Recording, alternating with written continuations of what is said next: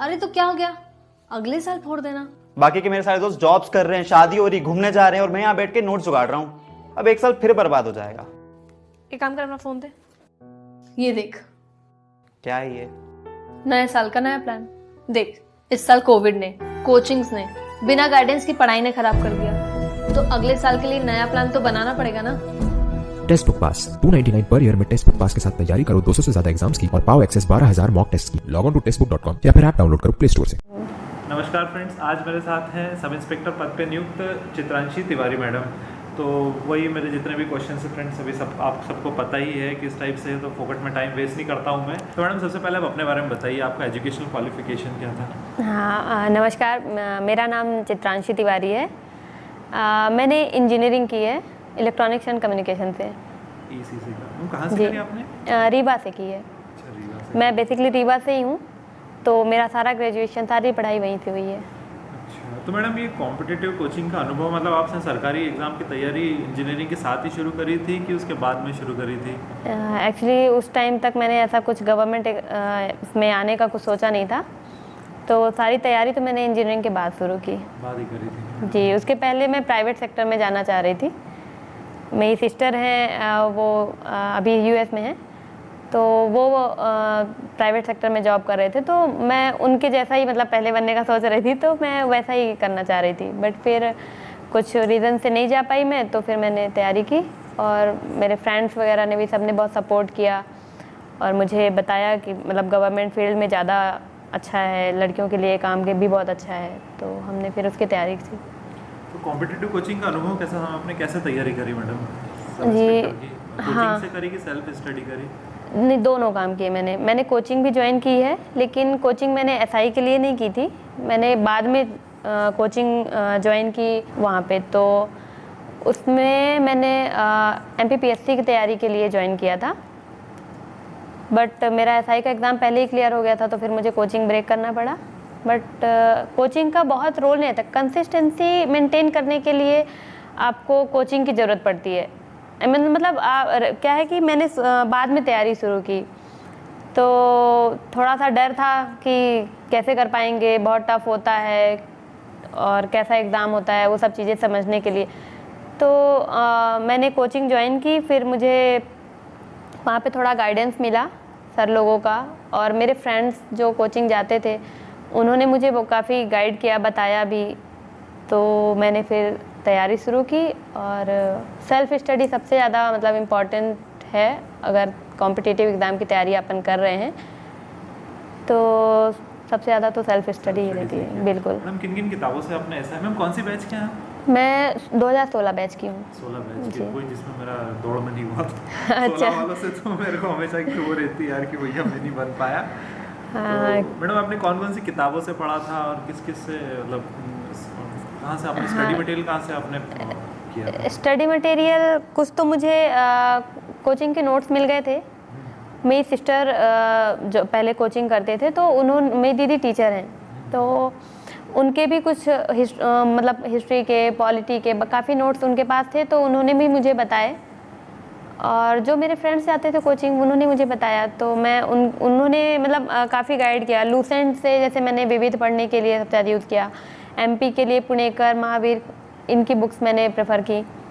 और सबसे ज़्यादा क्वेश्चन मैं लेती थी, मतलब जो प्रैक्टिस क्वेश्चन रहते हैं वो लगाए मैंने बहुत।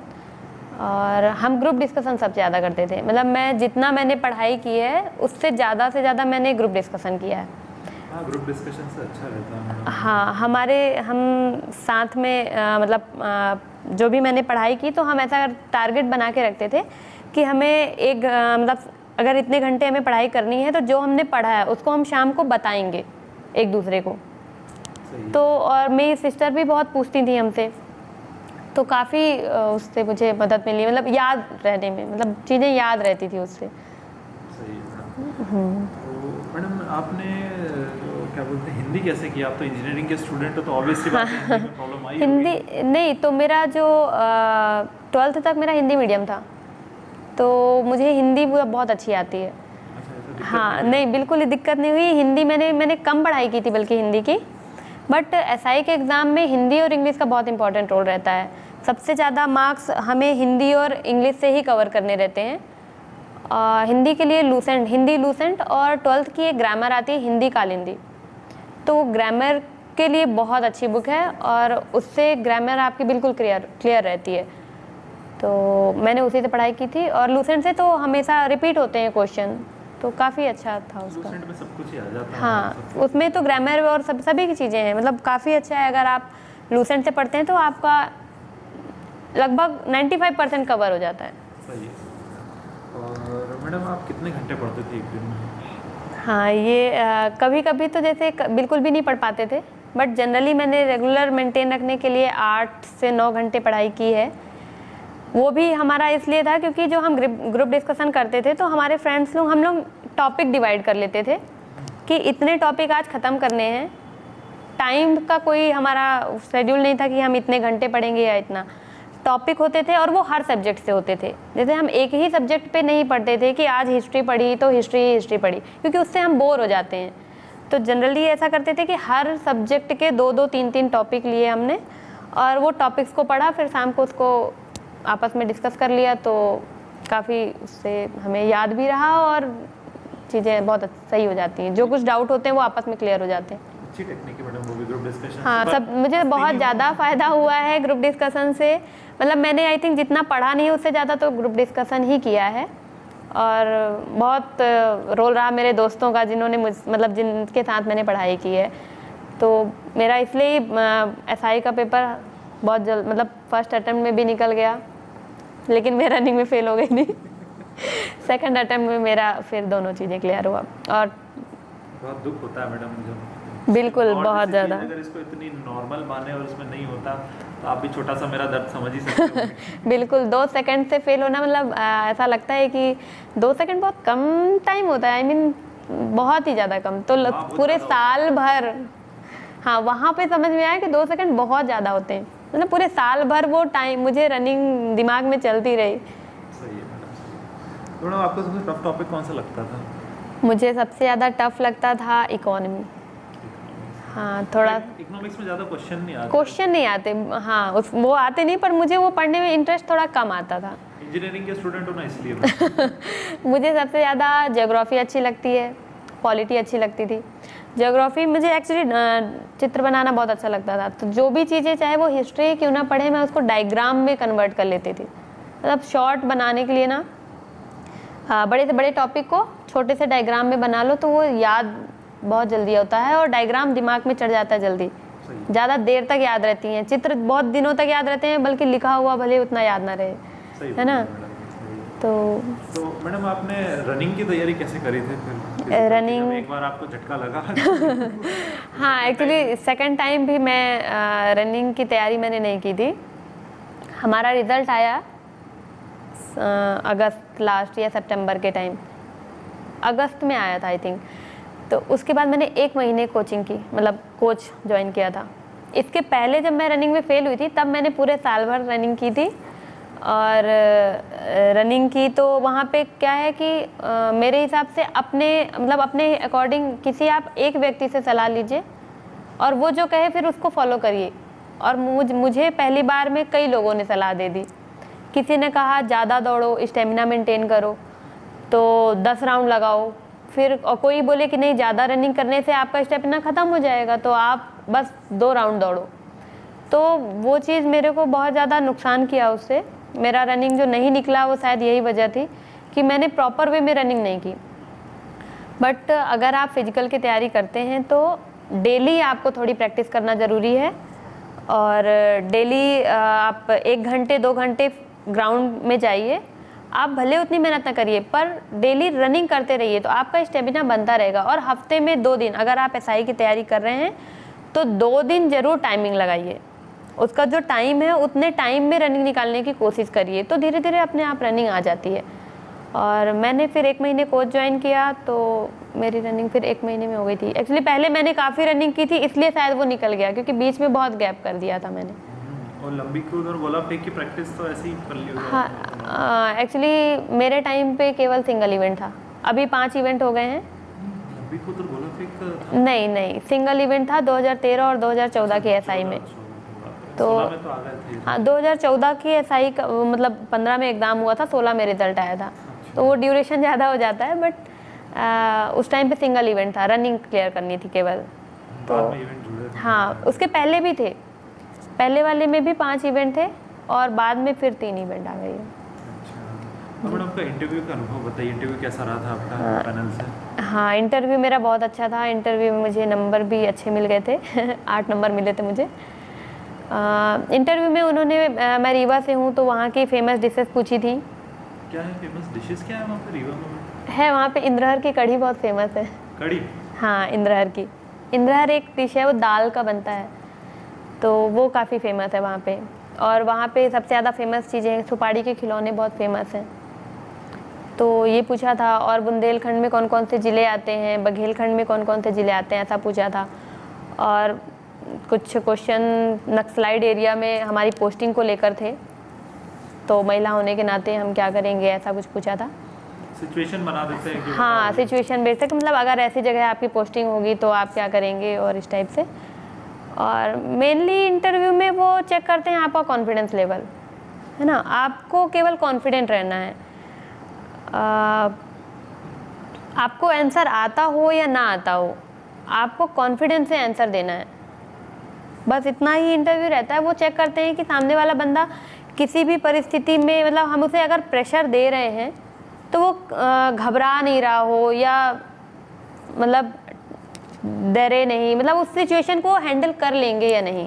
कुल मिला के हाँ, अधिकारी पने जानना चाहते हैं, बिल्कुल भाषा में यही बोले हो। हाँ, बिल्कुल। कितने ऑफिसर के गुण कितने हैं इसमें, हाँ, अधिकारी के क्या उसमें क्वालिटीज रहेंगी, बस ये। इसलिए तो कांस्टेबल में इंटरव्यू नहीं होता मैडम। हाँ कि आप अधिकारी हो, जी, आपके नीचे इतने सारे लोग काम करेंगे तो आपके गुण देखना उनको, बिल्कुल।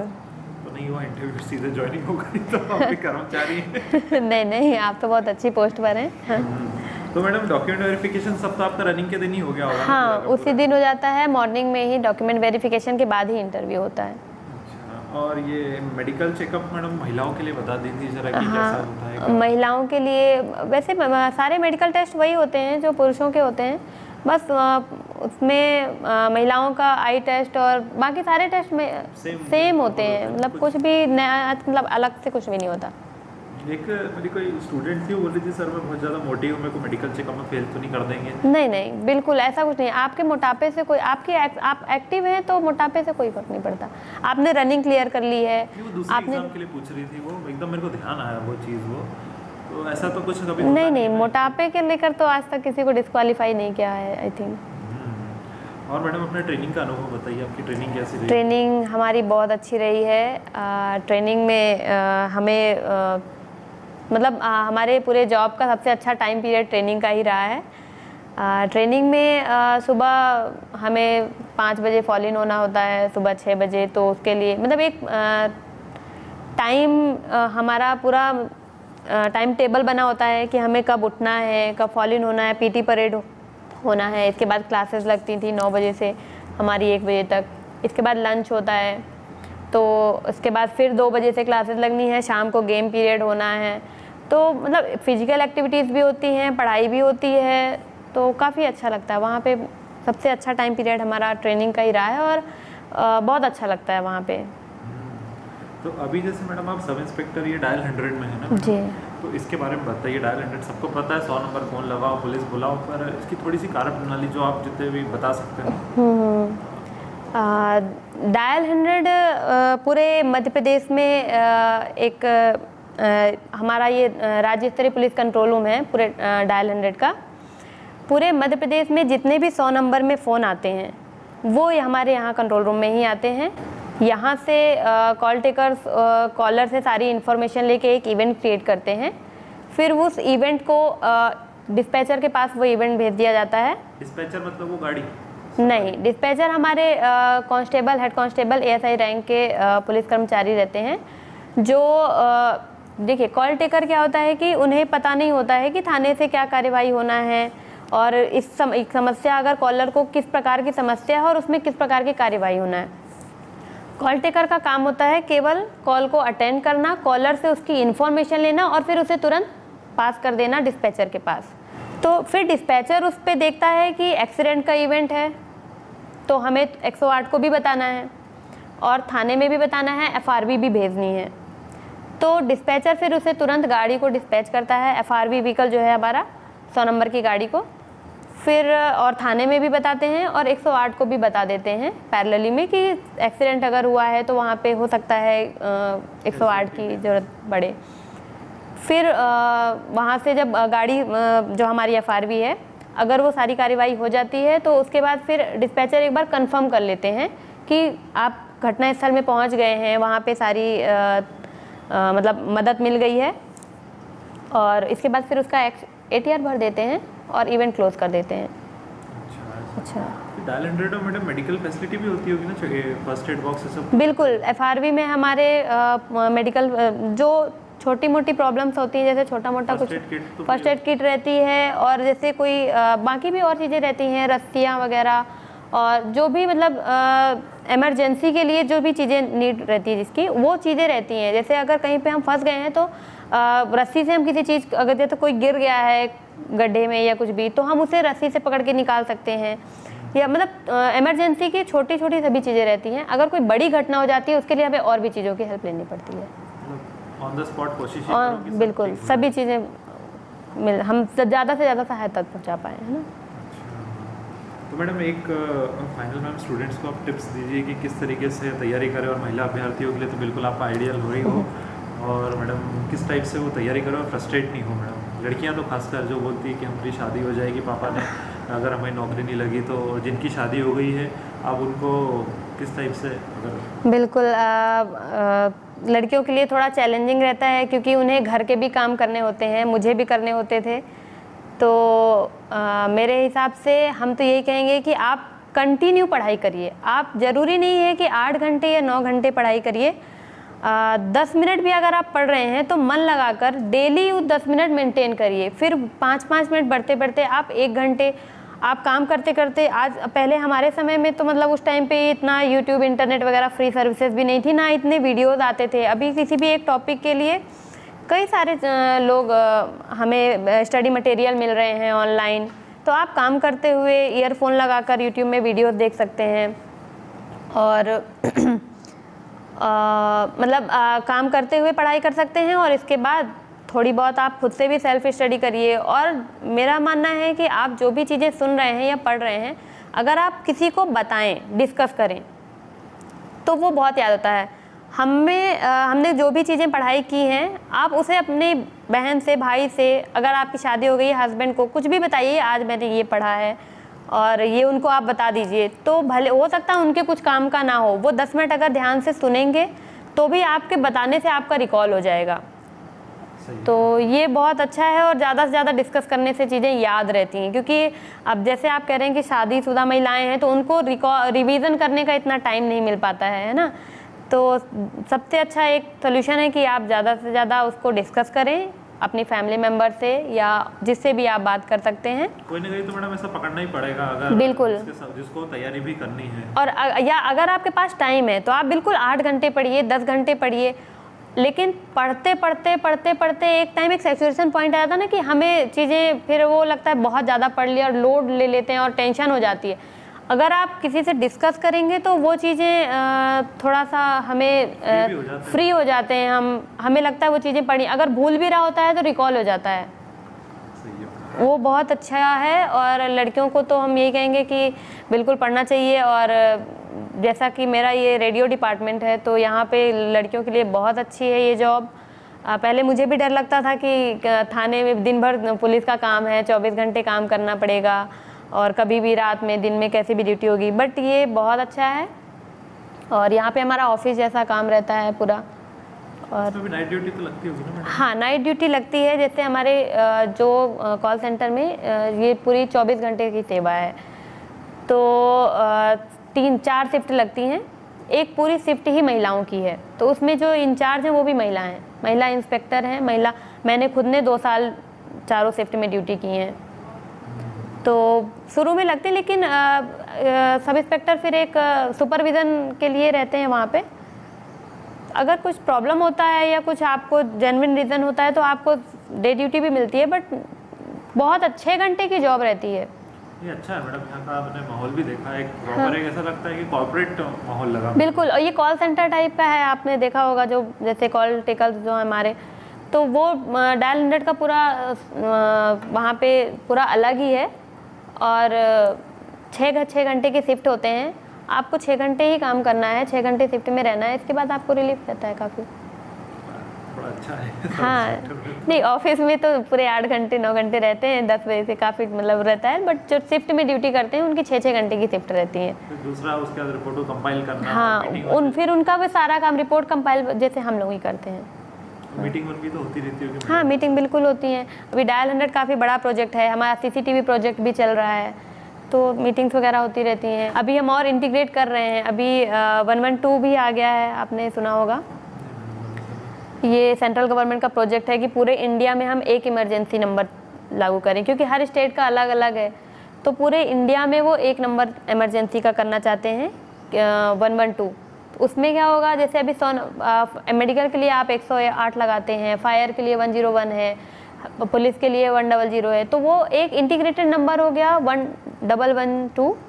तो उसमें मेडिकल, फायर, पुलिस हेल्प या और भी कोई भी हेल्प चाहिए आपको, तो आपको बस एक नंबर लगाना है और आपको किसी भी प्रकार की अगर इमरजेंसी है तो वो आपको हेल्प मिलेगी उससे। जैसे अमेरिका में 911 चलता है। बिल्कुल, हाँ, सभी सुविधाएं आपको एक ही नंबर में से मिल जाएं, अलग अलग भटकना नहीं पड़े किसको 100 नंबर लगाना है या उसमें। हाँ, वो अलग अलग कॉल लगा के अलग अलग कोऑर्डिनेशन करना पड़ता है फिर अगर बिल्कुल, अगर वो विक्टिम है या कोई हाँ। भी उसके साथ। सही बात है। वास्तव आप लोगों के इंटरव्यू लेके इतना कुछ सीखने को मिलता है, मैं सबसे पहले तो मैं सीखता हूँ। नहीं, आपने हमारे डिपार्टमेंट के और भी लोगों को लिया के इंटरव्यू लिए हैं, वैसे तो सभी लोग बताते हैं कि ये किताबें पढ़िए, वो किताबें पढ़िए, पर मुझे लगता है कि अगर पढ़ाई, आपको पढ़ने के लिए पहले तो मन होना चाहिए।